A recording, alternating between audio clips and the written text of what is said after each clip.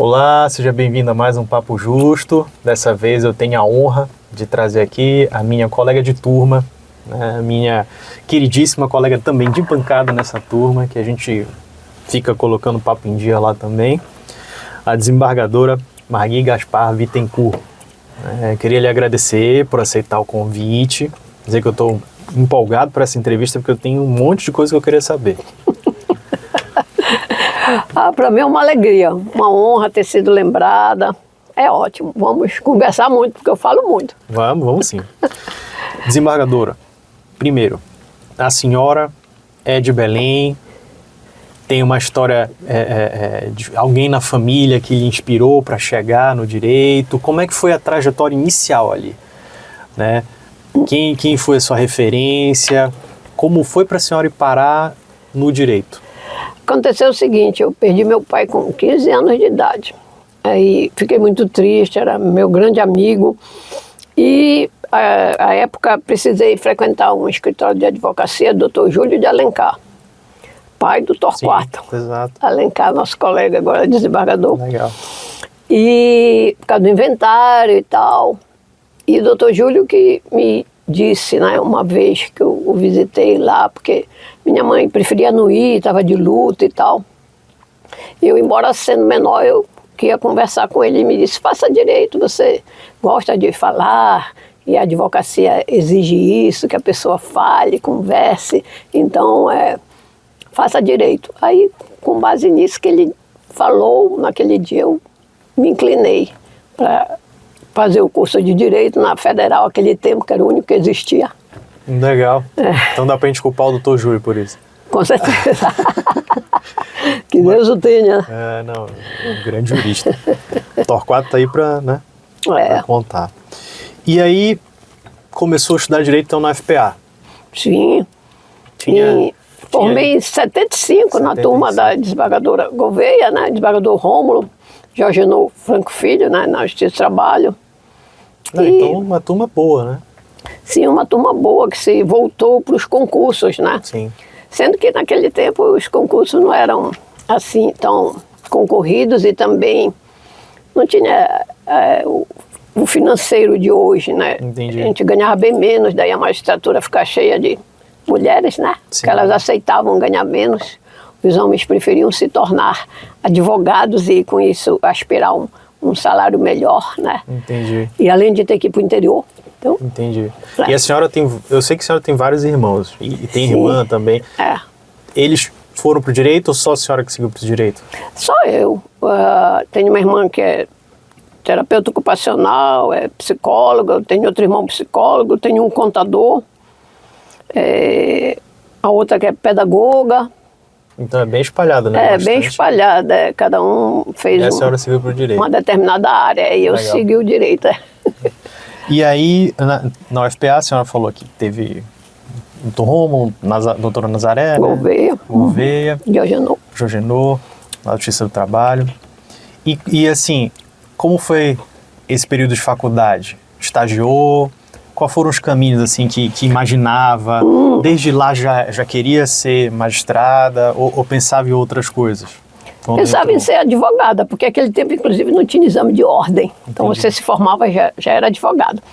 Mas eu estagiei na reitoria da universidade com o professor Cláudio Malcher, pai, né? Legal. Aí depois eu estagiei no escritório do desembargador Milton Nobre, né? Na época advogado, né? Eu estagiei com ele. Lá eu me formei, convidei-o para ser meu paraninfo. Aí ele foi meu paraninfo na formatura.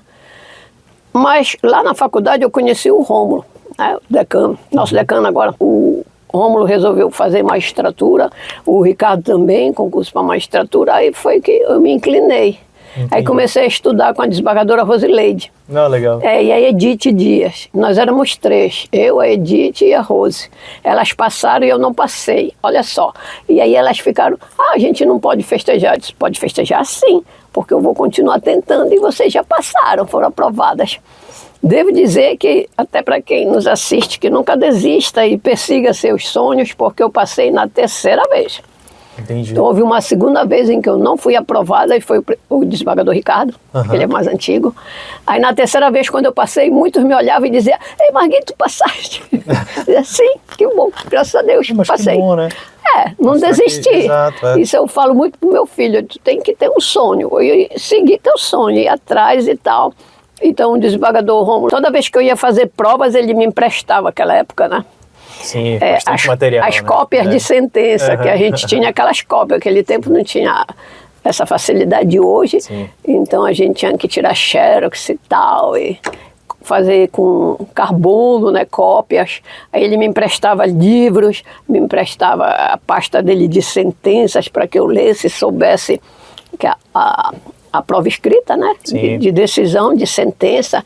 E você lendo, acaba tendo aquela técnica de sentenciar, vistos, etc., aquela coisa antiga, né? Que era como se fazia. Então foram várias Ele pessoas. me ajudou muito, O desembargador Rômulo, o desembargador Milton. Sim. Né? O Júlio, o Júlio Alencar, o próprio Cláudio Malcher, o pai, né? O pai também na reitoria, né? Que era um exemplo, né? Uma pessoa estudiosa, né? Grandes juristas, né? Tive bacana. A sorte, né? A alegria de conhecer grandes juristas, Uma super experiência para ter essas pessoas junto. Bacana, então. Aí elas passaram, a senhora passou na terceira. Foi. E foi para onde? Como é que foi o início na magistratura? O início foi o seguinte, aquela época o presidente chamava e ia entregando as portarias de acordo com a sua classificação. Certo. Aí eu havia passado em 20º, eu acho, uma coisa assim. E aí alguns colegas foram chamados na frente. E na medida em que iam vagando as comarcas, o presidente chamava. Quando vagou uma comarca que seria minha, era Viseu.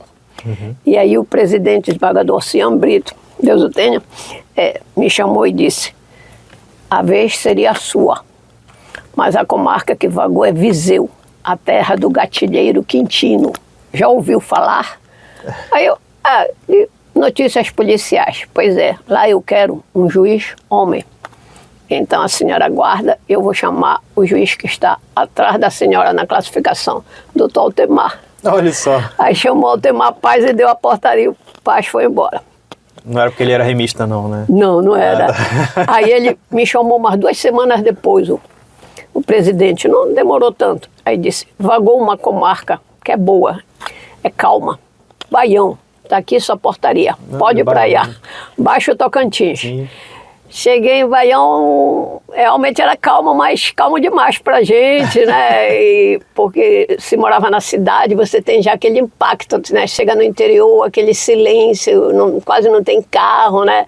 E à noite os sapinhos, oi, né? A chuva, o frio, foi terrível. E também, Baião à noite, a energia ia embora, 10 da noite. E aí dava um primeiro sinal, apagava e voltava, aí você já ia procurar aquela época, né, um querosene com aquela língua, né, todinha, aquelas, não tinha as coisas de hoje em dia, né, que você já pode usar, não sei, luz de emergência e aqueles botijão de gás, não tinha, né, então era aquele querosene, você já ia procurar acender, a luz ia embora no terceiro piscar, aí não voltava.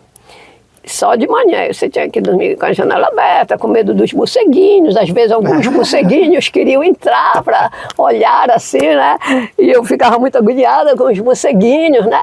Então foi meio difícil. E também, às vezes, faltava água, né? Comum também. Sim, sem energia. Aí iam buscar água no rio, botavam uma vasilha, davam uma cuia para você, né? Baião naquela época tinha o quê?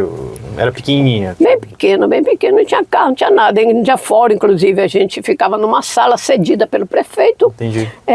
E o escrivão era o tabelião da comarca. Então o tabelião vinha para o fórum e atendia os processos, né?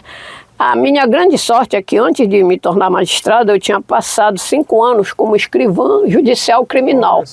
Eu entrei em 93, na verdade, que eu sou juíza de 98, meu concurso. Mas eu passei 5 anos como servidora. Então, esses anos como servidora me ajudou a parte de secretaria.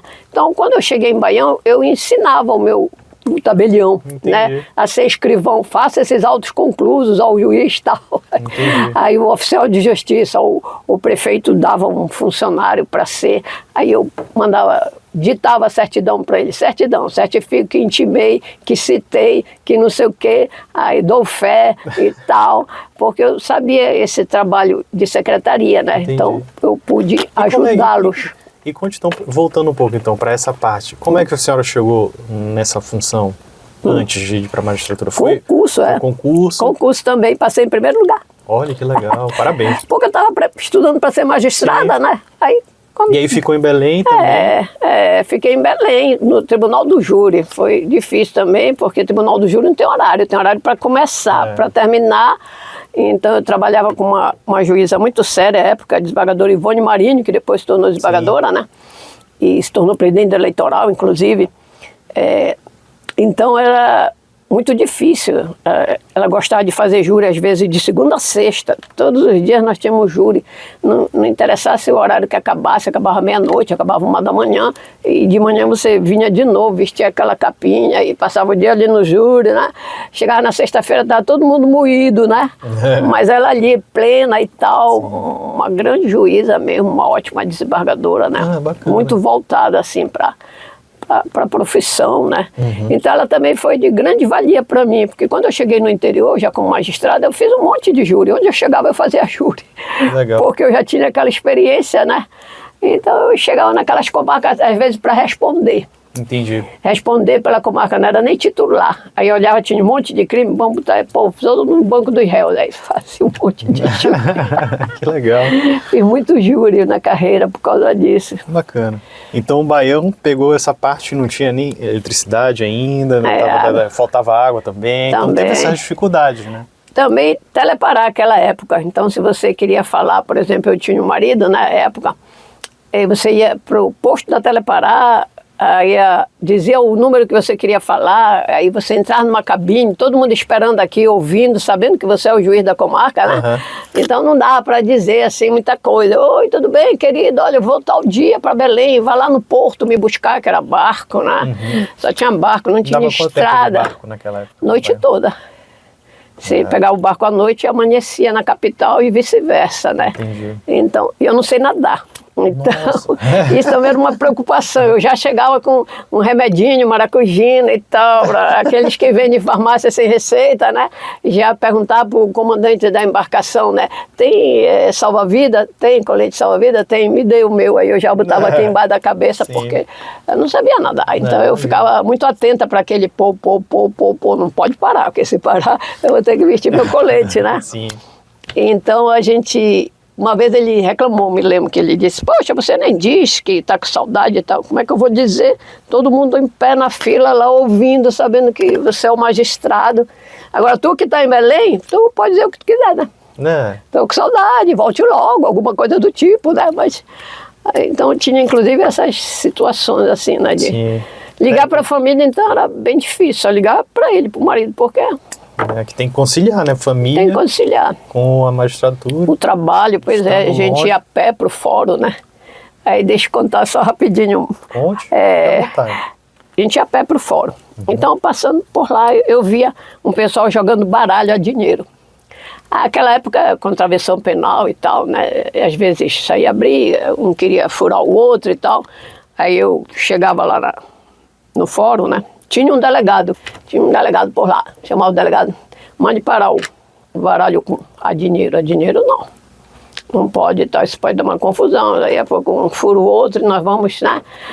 Aí ele fazia isso, mas ele vivia lá, né? Então era muito engraçado que ele chegava comigo e dizia que o baralho parava, né? Eu passava lá no outro dia, não tinha mais nada, sinal da mesa, nada, tudo desaparecido.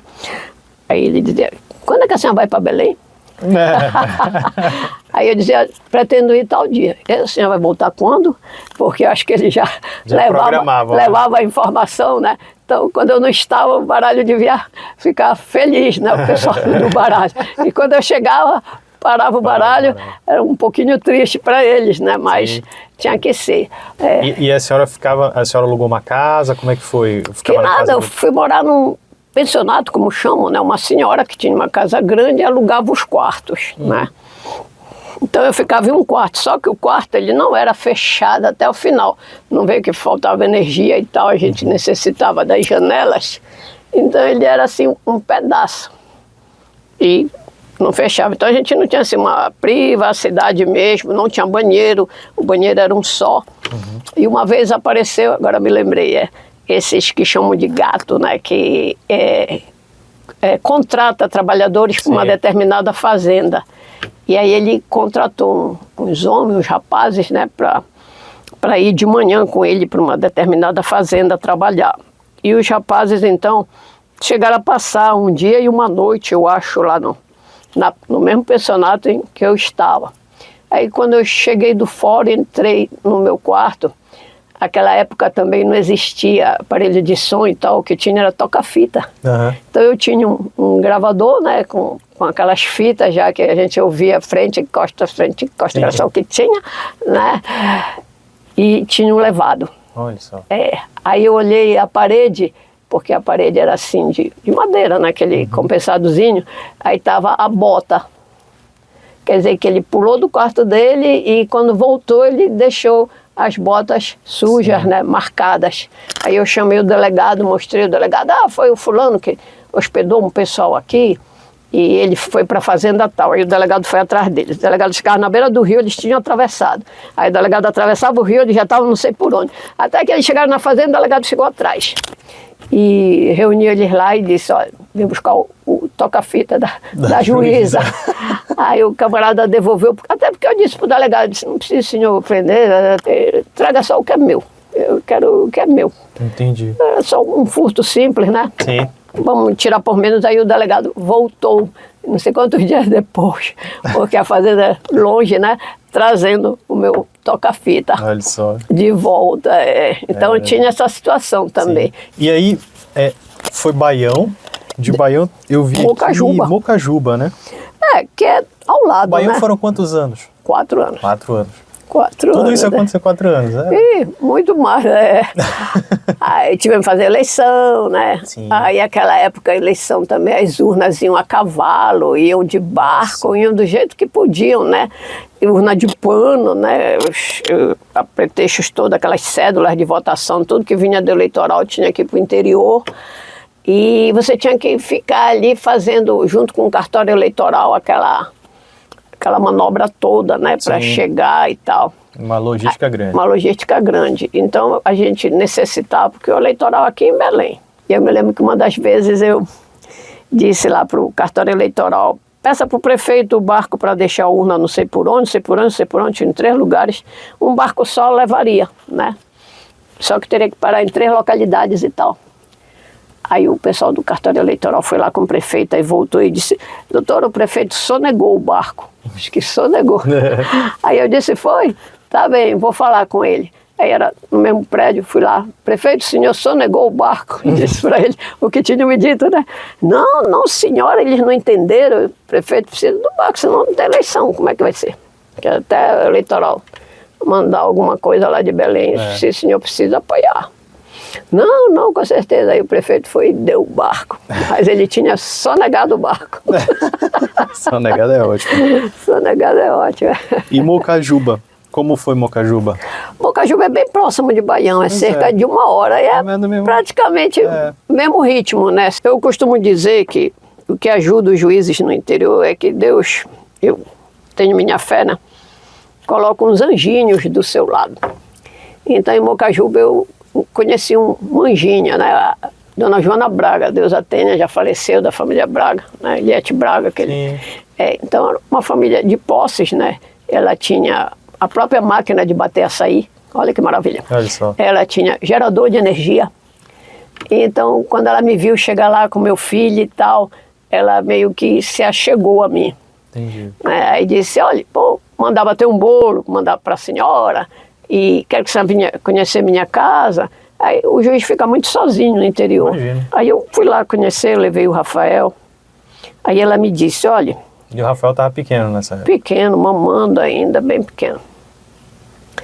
Quando o Rafael adoecer, ele vem dormir aqui, porque aí eu ligo o gerador e ele não fica no calor e tal. Eu disse, lhe agradeço. E assim era feito. O Rafael espirrava alguma coisa, lá vinha a dona Joana. Liguei o gerador, doutora, pode trazer o Rafael, vinha buscar. Então ela chamava Rafael. Rafael, vim buscar o Rafael. Aí eu, obrigado. Lá a gente dormia lá na casa dela e voltava, né? Sem nenhum pedido, sem nada, aquela coisa assim, bem de anjo mesmo, de proteção. Tipo assim, eu ganhei essa filha, né? E esse netinho.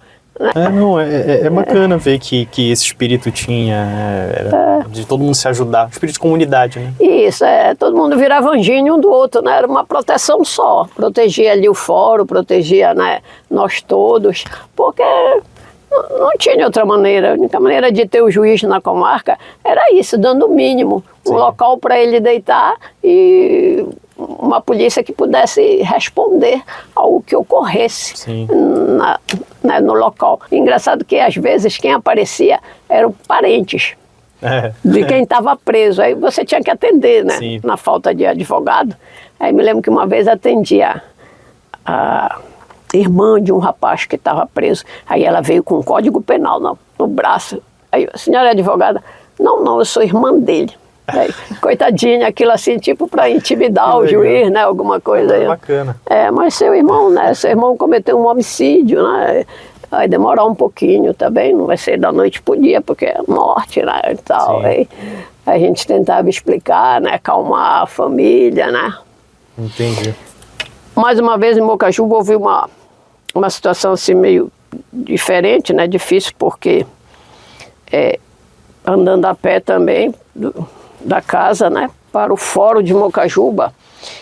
Antes do fórum, Mocajuba tinha fórum. Olha só, o prefeito fez um fórum, arrumou uma casa para mim, aí meio que me encantou a me mudar, né? Aí eu digo, vou me mudar. Aí pedi para remoção de Baião para Mocajuba, porque eu teria lá um pouco mais. Já tinha um fórum. Né? Ele mesmo fez e pediu só para o tribunal inaugurar. É legal, né? A gente vê que também que o juiz, o prefeito, assim, o delegado, são pessoas respeitadas no interior, né? Nessa época, principalmente. E que ficam de olho nas coisas, fica quase como uma zeladoria. Né, e pode orientar, né? Eu me lembro que também, rapidamente pulando para Peixe-Boi, onde eu passei um ano, em Peixe-Boi vieram os cidadãos também falar comigo. O prefeito mandou fazer aquela lombada, uma lombada na nossa rua. Não, aliás, foi o contrário. Nós fizemos uma lombada na nossa rua para proteger nossas crianças, porque passa carro com velocidade. Peixe-Boi já tinha um pouco mais de desenvolvimento, tinha alguns carros, não era uma montanha, mas tinha alguns. E aí o prefeito mandou quebrar nossa lombada. Ele mandou quebrar, disse que não podia, porque vai quebrar os carros e tal. Eu disse, senhores chamaram engenheiro para fazer a lombada, fizeram sozinhos. Nós fizemos sozinhos. Pois é, porque os senhores não têm carro. Porque uma lombada, ela precisa ter a metragem certa, porque senão realmente ela vai danificar os carros das outras pessoas. Mas aí como é que ficam nossos filhos? Filhos dentro de casa. Precisa proteger, não pode ficar na rua, inclusive no asfalto, no meio da rua, né, correndo de um lado para o outro, tem que zelar por eles. Outra coisa que eu preciso dizer para os senhores, o prefeito é que manda na cidade. Eu sou a juíza do fórum, dos processos aqui dentro, mas a cidade é o prefeito que administra. Aí mandei eles embora. Estou uma hora depois, que tudo se sabe no interior, o prefeito me liga, né? Peixe-Boi tinha telefone. Que bom. Me liga. Quero lhe agradecer que a senhora não atendeu e tal. Não, prefeito, o senhor é administrador da cidade é com o senhor. Agora, se entrarem com um processo contra a lombada, aí eu vou ter que examinar. O senhor fique ciente disso. Se vier um advogado entrar com um processo dizendo que a lombada é necessária, que o senhor não poderia ter quebrado, aí é outra situação. Aí o senhor vai precisar realmente mandar fazer uma lombada. Mas dentro dos conformes, não pode ser assim. Chama um operário, faz uma lombada aqui por causa dos meus filhos. Então... Sim, exatamente. Isso foi em Peixe-Boi. Peixe-Boi. Então, Baião, Mocajuba, Peixe-Boi. Aí eu vejo Santarém, Marabá e Ananindeua. Bastante, vai de um lado para o outro. Muita comarca. Santarém eu fui trabalhar na parte civil, já também pegando direito de família. Aí, Baião foram 4 anos. Baião 4 anos, 2 anos em Mocajuba, um em Peixe-Boi e um em Santarém. Porque o que aconteceu em Santarém? Eu cheguei lá porque eu tinha um irmão que morava lá naquela época. E minha cunhada também, né? Ele era casado e tal. Aí eu pensei assim, eu vou para lá porque eu vou ter apoio, com a marca de segunda entrância, tinha que se remover, né? A carreira força isso. Mas cheguei lá, meu irmão trabalhava muito, minha cunhada também. Quem me apoiou? Celinha, a desembargadora Celinha Pinheiro, que era diretora do Fórum de Santarém. Me viu chegar lá com filho, bagagem e... O Rafael estão sempre com a senhora? Sempre comigo. Inclusive estudou nas escolinhas de Santarém. Naquela época ele já estudava, ia para aula cedo. E a desembargadora Celinha, naquela época a juíza, a diretora do fórum, foi quem me ajudou. Eu me lembro de uma vez, que eu nunca esqueço isso, que ela me disse: que tu estás precisando, Marguezinha? Eu disse: olha, minha colega, eu não tenho um guarda-roupa para guardar as roupas. Ela: vamos agora no comércio. Aí me levou ao comércio, eu comprei um guarda-roupa. Então eu tenho uma gratidão muito grande com a desembargadora Celinha, porque ela me acolheu. Ela me levava e perguntava e se importava. Aí me mostrou onde ficavam as feiras para comprar fruta para o Rafael. Aquelas coisas todas que você chega na cidade, não conhece Santarém? Sim, e daí? Mas não conheço, né? Havia essa dificuldade, ela me ajudou muito. Quando, ao fim de 1 ano, para minha surpresa, ela veio para Belém, promovida. Quando ela saiu de Santarém, meu mundo caiu. Eu digo: pronto, agora o que eu vou ficar fazendo aqui? Nisso que ela sai promovida para Belém, abre Marabá, para remoção. Com marca de segunda, igual Santarém. Aí eu me inscrevi, fui para Marabá. Mas Marabá já me dava a chance do Rafael morar em Belém e estudar em Belém. Sim. Então, como é que eu fiz? Eu aluguei um apartamento, porque também não podia botá-los em casa, desprotegidos.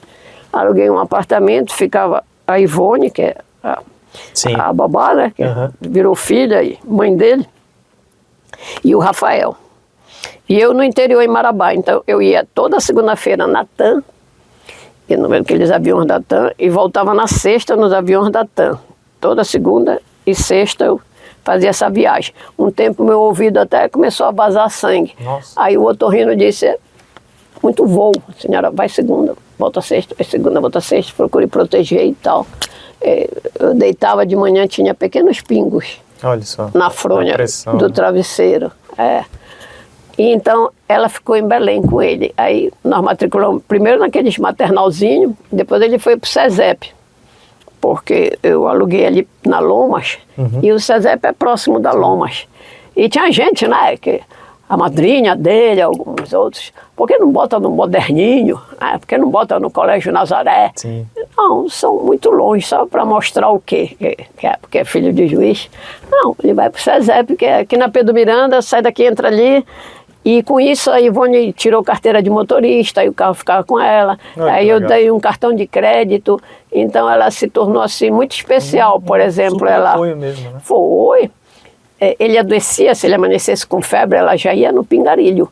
O Pingarilho já medicava, ela, né? E eu ligava todas as noites. E quando eu ligava à noite, ela atendia e depois passava para ele. Aí, quando eu ligava à noite, ela dizia: olha, hoje amanheceu com febre, mas eu já levei no Pingarilho, o Pingarilho já passou a receita, eu já mediquei, a febre já baixou, fale aqui com ele. Olha que bacana. Olha que maravilha, né? Isso é uma coisa que as pessoas não têm essa percepção. Ela é acham que é juiz, assim, desembargador, que é aquelas mil maravilhas, mas não sabe a história que a senhora teve que percorrer para chegar lá, os sacrifícios. Meu e do Rafael também, né? Quando ele formou-se em Direito, né, que fez Direito, Sim.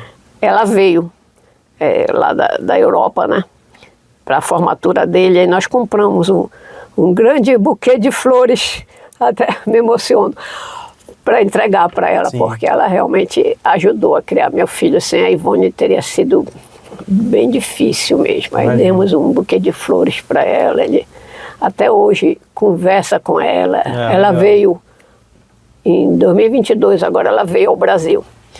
Aí passou umas 2 semanas em Belém, minha família toda conhece, claro. Passou mais de 15 anos morando conosco, né?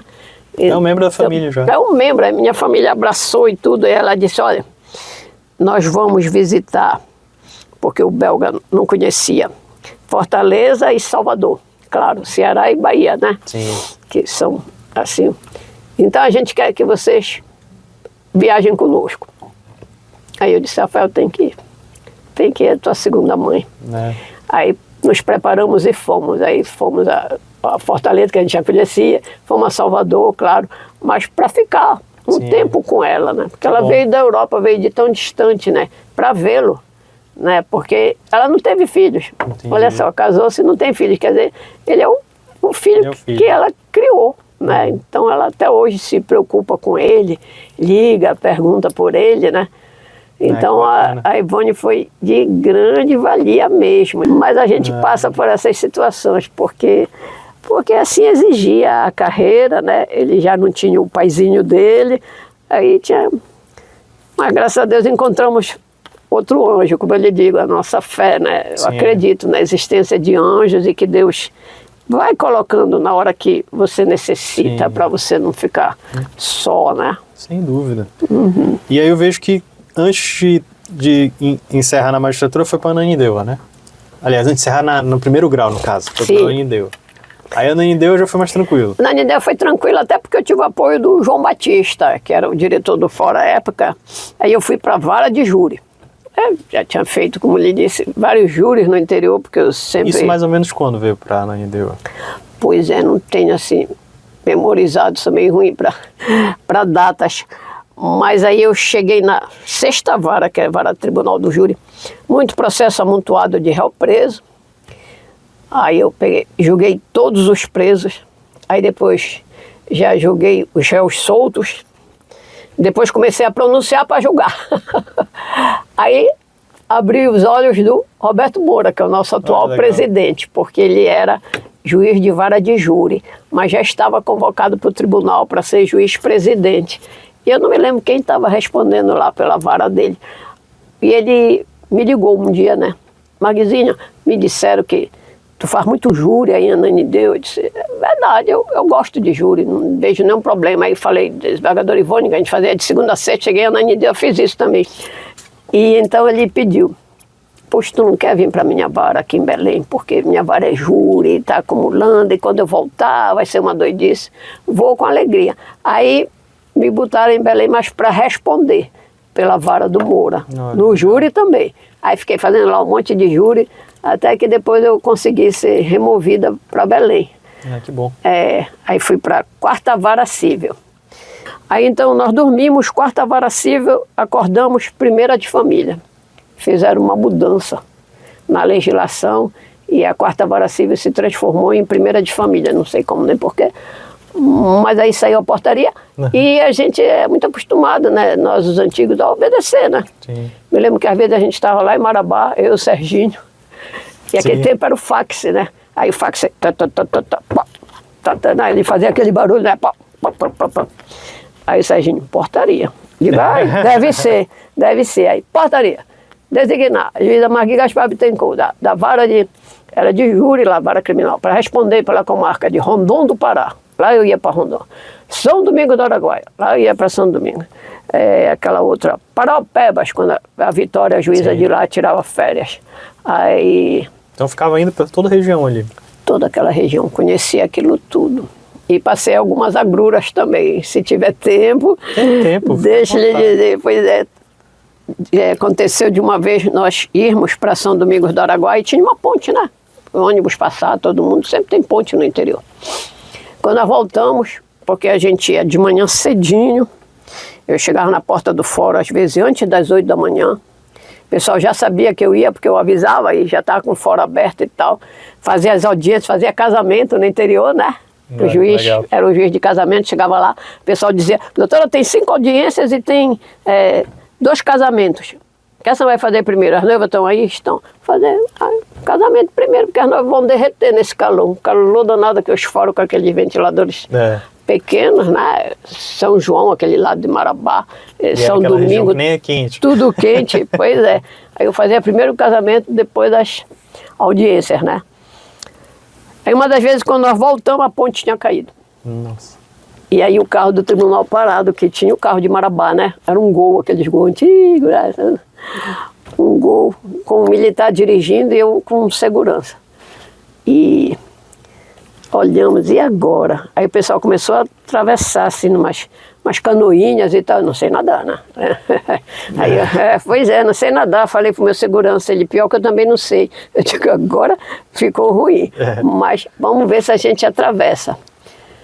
Aí atravessamos, o motorista, claro, ficou no carro, do outro lado, não podia, tinha que ficar. Quando chegou do outro lado do rio, quem estava lá? Uma viatura da PRF, Polícia Rodoviária Federal. Aí eu digo, vou já me apresentar. E fui lá com o policial rodoviário federal, eu me apresentei, disse, sou juíza, estou voltando de São Domingos do Araguaia, mas na verdade sou juíza de Marabá. Você não poderia me dar uma carona e me deixar no fórum de Marabá? Com certeza, doutor, entre aqui. Cheguei no fórum de Marabá, na viatura da PRF. E o Serginho, que foi isso? Que ele era o diretor, foi isso? Caiu a ponte lá, ninguém te disse. São muitas as situações assim, que a gente enfrenta, né? No dia a dia. Dá um livro, né? De tantas causas, tantas situações. Muita situação, verdade. Aí eu já tinha feito a eleição, estava me preparando para vir para Belém, que é o Sírio, né? É logo em seguida a eleição católica e tal, eu vou para o Sírio e tal. Recebo um telefonema da desembargadora Ivone Marinho, então presidente eleitoral, em virtude do falecimento do desembargador Elzaman Bittencourt, Deus o tenha, né? Que ele faleceu no exercício do cargo de presidente. E ela era vice, ela assumiu. A senhora está em Marabá? Estou sim, desembargadora. Por não. É o seguinte, lá em São Félix do Xingu, o juiz saiu escoltado pela Polícia Federal, o povo está na rua, quer queimar lá o cartório eleitoral e o fórum. A senhora, por favor, vá no aeroporto, contrate um avião que o eleitoral vai pagar e vai para lá hoje. Sim mesmo. Aí eu tinha 2 seguranças naquela época, um cabo e um soldado. Eu virei para eles, nós vamos ter que ir para São Félix. São Félix do Xingu. Vamos ter que ir, tem que arrumar um avião lá no aeroporto. Aí eles, nós nunca voamos, eu digo, mas agora nós temos que ir a uma ordem, não um pedido. Aí fomos para o aeroporto, contratamos lá um avião. Para piorar a situação, o avião subiu, aí o piloto, não, nós vamos descer rapidinho, porque tem que ajeitar não sei o quê. Voltamos para o aeroporto, ele ficou ajeitando, aí os soldados me olhavam, né, os militares me olhavam, doutor, isso não é um aviso, não é melhor a gente ficar? Digo, mas não tem aviso, por quê? Porque é uma ordem, nós temos que ir, a presidente está nos esperando, o eleitoral lá está, a cidade está correndo risco, nós temos que ir, entramos de novo, graças a Deus chegamos em São Félix do Xingu. Chegamos em São Félix, já tinha dado tempo, a federal já estava lá, porque a eleição é federal, né? Sim. Aí já estavam os militares, chegaram de ônibus, né? Chegou a Polícia Civil, aquelas caminhonetes da Civil. Aí todos estavam no aeroporto me esperando. A senhora é a juíza? Eu disse, sou. Olha, a gente vai lhe dizer, quem está fazendo toda a onda são os vereadores, porque o prefeito ganhou. O prefeito estava tentando a reeleição e venceu a reeleição com os votos do interior, que é grande lá, aquelas fazendas. Sim. O prefeito fez muita estrada para o interior, não ligou muito para a cidade. Então a cidade não votou nele. Então quem estava revoltado era a cidade. E não o interior estava... Porque o prefeito tinha feito muitas melhorias no interior. Entendi. Né? Aí eu disse, então vamos fazer uma reunião com os vereadores. Porque agora me lembrei de uma outra situação também que a gente voltando de Curionópolis, essas estradas do interior sempre terríveis, né? Vinha um carro daqui, nós íamos daqui. Sendo que na frente desse carro grande, esses carros de fazenda, tinha um buraco. Aí ele desviou e veio de frente pro do fórum. Ele ia nos matar, só isso. Para ele não nos matar, o motorista do fórum jogou pro lado. Estrada do interior não tem acostamento, já reparou? E aí nós capotamos. Nossa. No carro do fórum, no carro de Marabá. Chegamos lá embaixo, o carro de cabeça para baixo, com as rodas, né? Cheiro de gasolina, fiquei com medo que explodisse. Não sei como meus seguranças conseguiram baixar o vidro e me puxaram. A calça comprida e a bota, maravilha. Se eu estou de saia e tal, né? Aí me puxaram. Nisso que a gente se levanta e olha para a estrada, um monte de... Tinha até ônibus parado. Todos os carros que vinham na estrada pararam para ver aquela situação. E eu me lembro até hoje que eu ouvi a voz de uma senhora dizendo: é a nossa juíza, tira ela de lá. E alguém me reconheceu, para você ver como as pessoas lhe conhecem no interior e você não, né?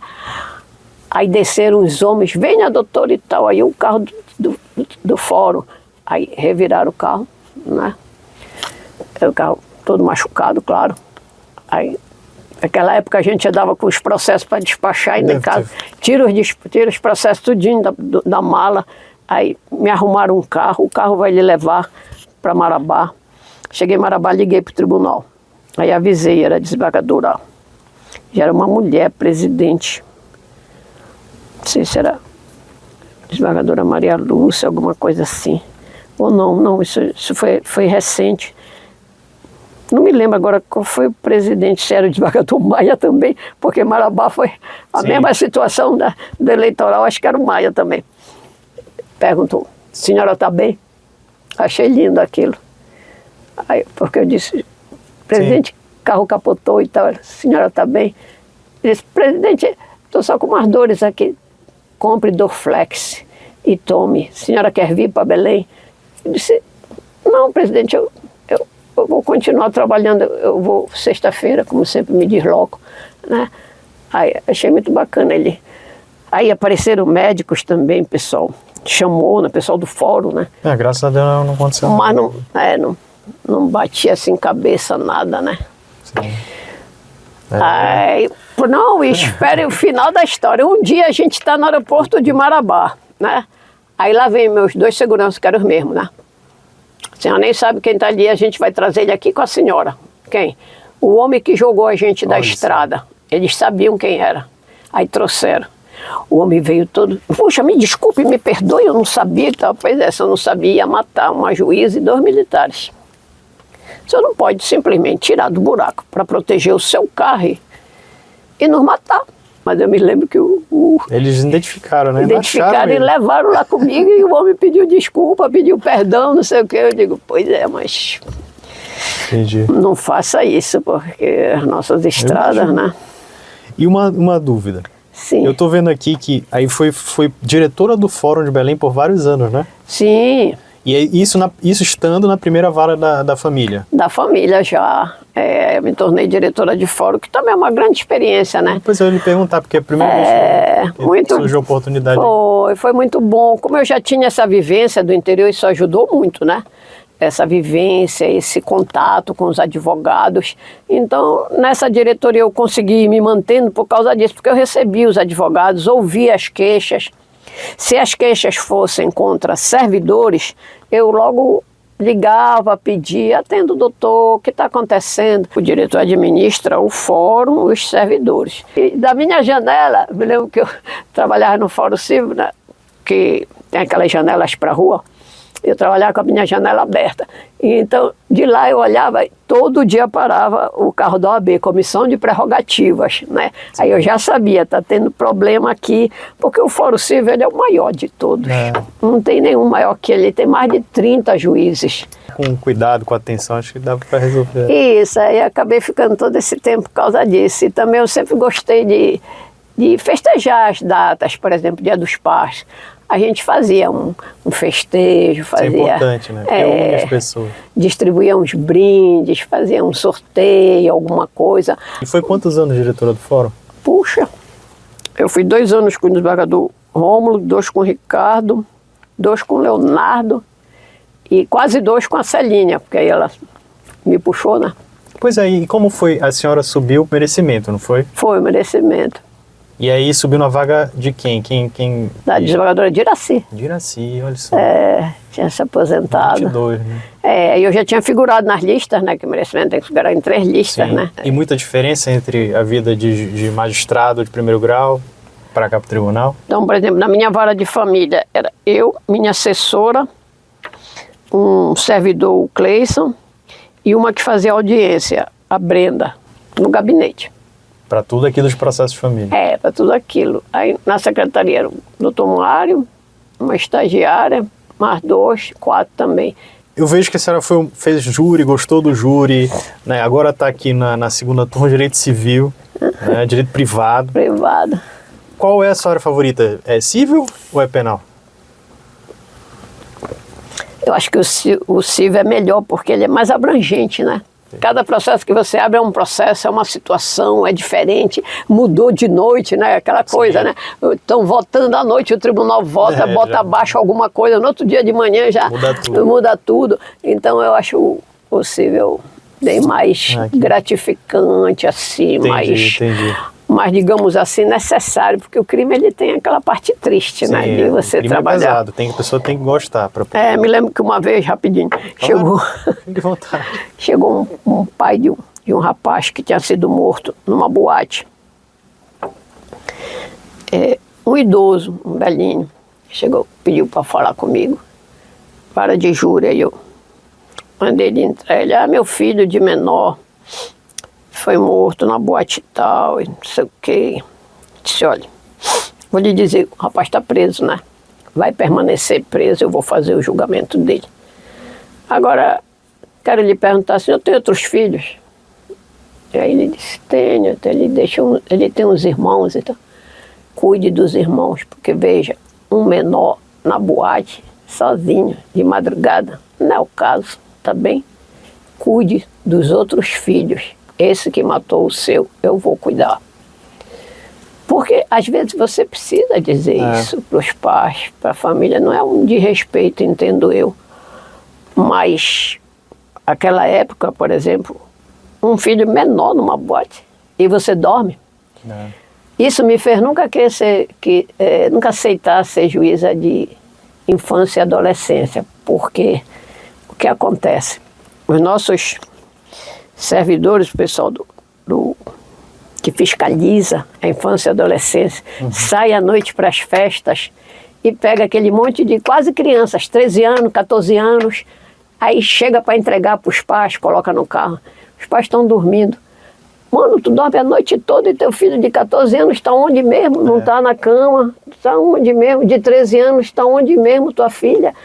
Aí isso me chateava, a falta de responsabilidade. Humano, né? Aí eu nunca aceitei ser juíza de vara de infância. Não vou me inscrever porque não vai dar certo. Isso também eu procurava muito nas audiências de vara de família, conversar com os pais, né? Porque as audiências de vara de família, elas trazem muito desamor, assim, muito acerto de contas. Às vezes o pessoal quer acertar as contas na hora da audiência. E no momento, a maior surpresa nas varas de família é você chegar, por exemplo, naqueles processos que o pessoal está brigando há muito tempo e de repente descobrir que fizeram um acordo. Que maravilha! Porque a melhor coisa é isso. Fazendo um acordo, você estipula as suas cláusulas. Você não fica com aquela mágoa, foi a juíza que... Não, você mesmo resolve. Não, a melhor para mim é isso, e ela aceitou, vamos fechar aqui. Processos que tendem a eternizar, né, geralmente, esses processos. São processos longos. Eternizam por causa justamente tem que ter esse lado humano. Da raiva, Agora, eu lhe perguntei do criminal e do civil, que a gente tem um pedaço do nosso podcast, da nossa conversa, que são perguntas... São aquelas perguntas de ping-pong que o pessoal chama. Pergunta com uma resposta, você pode responder normal, mas geralmente são perguntas curtas com respostas, né, mais objetivas. E a gente chama ele de momento veritas. E eu vou chamar agora o momento veritas do nosso podcast.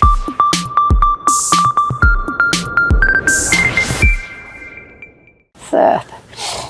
E eu já lhe começo com uma que eu gosto de fazer para todo mundo, né? É uma brincadeira, mas é verdade. A gente sabe que isso aqui é importante no Pará. A senhora é Remo Paysandu. Eu e toda a família somos remistas. Por quê? Vou até explicar. A minha mãe, o primeiro casamento dela foi com Otávio Almeida, irmão do Evandro Almeida, que dá nome para o estádio do Remo, estádio Evandro Almeida, né? Ou Bainão, como chamam, né? Mais do que justificar. Aí ele faleceu num acidente de carro. Que também meu marido faleceu em acidente de carro e tal, pois é. Sim. Aí o primeiro marido da mamãe morreu num acidente de carro, irmão do Evandro Almeida. Aí a mamãe era remista, né? E aí casou-se depois com meu pai Paysandu. Mas aí ela nos trouxe todos pro lado do Remo. Papai não conseguiu ficar com nenhum de nós. No outro time, força da mãe nessas horas. Força da mãe. A mãe puxou a gente todos para a religião católica, que o papai também, acredite, era evangélico. Olha aí. Mas a mamãe nos tornou todos católicos e todos remistas. E o papai era Paysandu E era evangélico, mas... Aproveitando que a senhora está falando de fé, o que a fé lhe proporciona? Apoio, ajuda emocional. A gente precisa, sim, desse apoio. Então, a fé, ela me ajuda muito. Quando eu me tornei viúva, o que me levantou foi justamente a minha fé. Eu comecei a rezar para Nossa Senhora, para Maria, que eu ficasse com ela de pé, o filho dela na cruz, morto, e ela de pé ali olhando a cruz. Que eu ficasse de pé porque eu tinha um filho de 3 meses, porque meu marido capotou, eu ainda estava de licença maternidade, eu voltei da licença maternidade viúva, foi um negócio assim mesmo de ficar no chão, né? Nem de dizer fiquei de joelhos, a gente fica no chão, uma rasteira, né? Meu marido trabalhou na sexta-feira, na segunda estava sendo velado, um negócio muito doido assim. Contei muito com a ajuda, Deus a tenha, da desembargadora Maria Lúcia. Quando eu cheguei no tribunal, já de preto, viúva, já tinha enterrado meu esposo, ela estava com a porta da presidência aberta, me abraçou. Isso nunca eu vou esquecer também. Me abraçou e disse, não se preocupe, nós estamos aqui para lhe apoiar, eu vim lhe apoiar. A senhora está precisando do quê? Aí eu de imediato comecei a chorar, aí expliquei para a desembargadora, eu disse, eu preciso de mais um tempo para me recuperar, minhas mãos tremem e eu choro todos os dias. Aí ela, tá bem. Vou lhe dar mais 3 meses, vai embora e se recupere. Porque eu não consegui voltar logo. Precisei de mais 3 meses, minhas mãos tremiam e eu chorava todos os dias. É uma coisa assim, muito inexplicável, né? Sim, tirar o chão da pessoa. Tive um grande apoio dela também, que Deus a tenha. Aproveitando, então, família é o quê? Família é tudo, né? Meu filho, Rafael, foi o que me... também, que era isso, né? A fé e a família, né? A minha fé e minha família, né? Eu olhava para o meu filho e sabia que tinha que ficar. Foi isso também que eu pedi muito a Maria, que eu ficasse, permanecesse bem, lúcida e tal, por causa do meu filho que só tinha 3 meses, só mamava. Sim. 3 meses, não fazia outra coisa, não tinha leite e tal, era só a mãe. E tive que tomar um único medicamento que naquela época não passava para ele, não sei como é que está hoje em dia a medicina. Aí meus irmãos saíram procurando pelas farmácias, então meus irmãos foram de grande valia também, os psicólogos, né, que eu tenho 2 psicólogos, eles vieram e ficavam por ali comigo, né, se eu demorasse no banheiro, ei, mana, tu não vai sair não e tal, eles ficavam ali me segurando, apoiando, me chamando de volta, né, foi que bom. A fé e a família muito importantes mesmo. 3 momentos felizes da sua vida, os mais felizes que a senhora registra. Quando eu me tornei, quando eu consegui passar pela 3ª vez no concurso, né, da magistratura, isso é inesquecível. Depois no meu casamento, porque eu acho que, agora puxando aqui por assim, um lado meio piegas, mas acho que toda mulher gosta de casar, quer casar, né? Aí eu ter casado foi uma felicidade também. Que bom. O casamento. E agora ter me tornado desembargadora. E uma característica marcante sua? Faladeira, né? Gosto de falar muito, conversar. Não, olha, ela é muito bacana, gente. Só vocês. Eu gosto de conversar, eu sou muito faladora. É muito bacana com ela, viu? Muito faladora, eu gosto de falar, eu gosto de conversar. Pois é. Só o desembargador Ricardo, que às vezes nos olha assim, né? Esses 2 não param de falar. Eu vou mandar para a diretoria, né? Pois é. Eu acho assim que é bom você ter assim, procurar ter empatia, né? Tá lá sorrir, né? Não adianta você chegar e ficar sempre com a cara amarrada, ou trazer problemas, né? Isso só... É fantástico. A senhora chega lá todo dia sorridente, a gente se anima. É muito bom. Eu acho que é isso. E falante, né? Querendo falar muito. Sempre perguntando da minha Maria lá. Muito falante. Mais uma. Pelo que vale a pena lutar.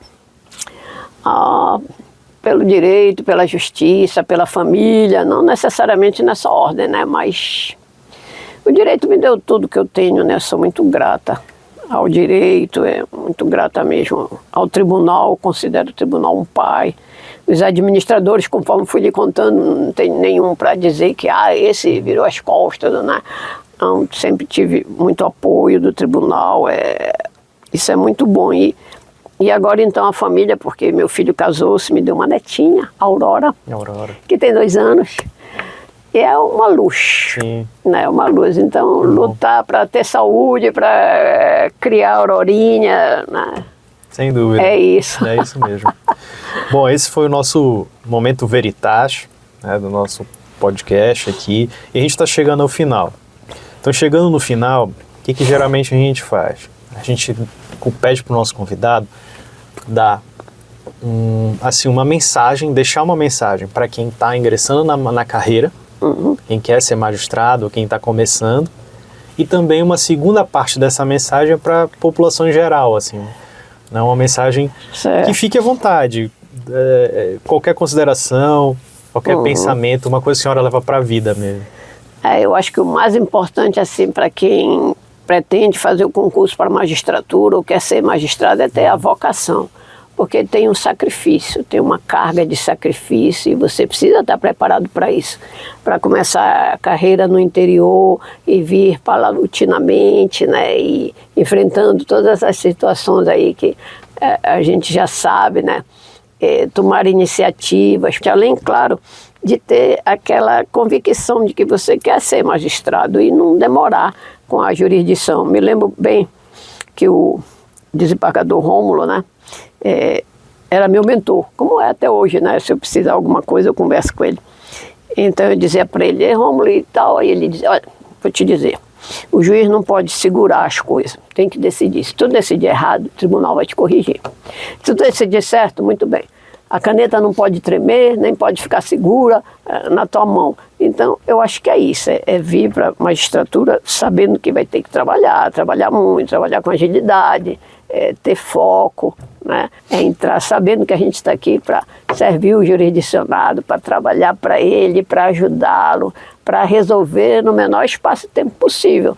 Que é essa a nossa obrigação e isso aí torna, com certeza, a justiça mais apreciada. Quanto aos jurisdicionados, eu entendo que, assim, a gente nota uma certa perseguição para com a justiça, né? E quando não deveria, porque a quem você recorre quando nada mais dá certo é a nós, é o Poder Judiciário. Então, que a população com certeza acredite mais, né, no nosso esforço, na nossa dedicação. Você fez toda uma trajetória, você passou ali noites em claro, em comarcas, em momentos difíceis, como alguns aqui foram narrados, que não dá para contar todos, é muita coisa. Essa que é a ideia do Papo Justo. Papo Justo, a gente idealizou ele depois de conversar e ver que a história dos desembargadores ela é muito difícil, passou por muitas provações. Então, as pessoas tinham que saber. Eu me senti na obrigação. Quando eu fui conversar com a presidente Nazaré, à época, ela disse, não, pode fazer, que eu gostei da ideia. Então, a gente idealizou para contar mesmo a história, porque eu acho importante. É muito importante que as pessoas saibam tudo aquilo que a gente passa, né? Nos interiores, longe de casa, longe da família, né? Muitas vezes sozinha, naquela época, né? Eu me lembro que eu viajava e botava na mala um Código Penal, Código de Processo Penal, Civil, Código de Processo Civil, Constituição Federal. Esses 5 tinham que ir. Para você, porque naquela época não tinha, né, computador, não tinha nada, né? A gente ainda trabalhava os livros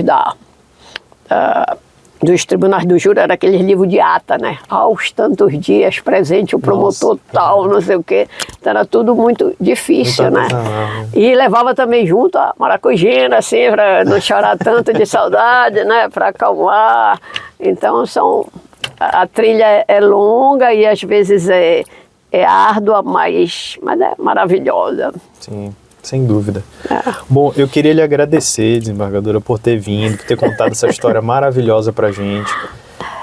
Dizer que quem tiver interesse, inclusive, de conhecer mais alguma coisa da desembargadora Margui, quiser mandar pergunta nos comentários, a gente chama ela de novo para conversar, ela tem muita história para contar. Mas eu queria lhe agradecer muito por ter vindo e poder compartilhar essa sua história conosco. Estou honrada com o convite, estou muito feliz e é isso. Saúde para nós, para o direito, para o judiciário, para o Brasil, tudo corra bem, muitas felicidades, né? Amém, muito obrigada. Eu que agradeço. Bom, a gente espera vocês para o próximo Papo Justo, né? Fiquem atentos que vamos ter agora a sequência dos episódios de volta. Até a próxima.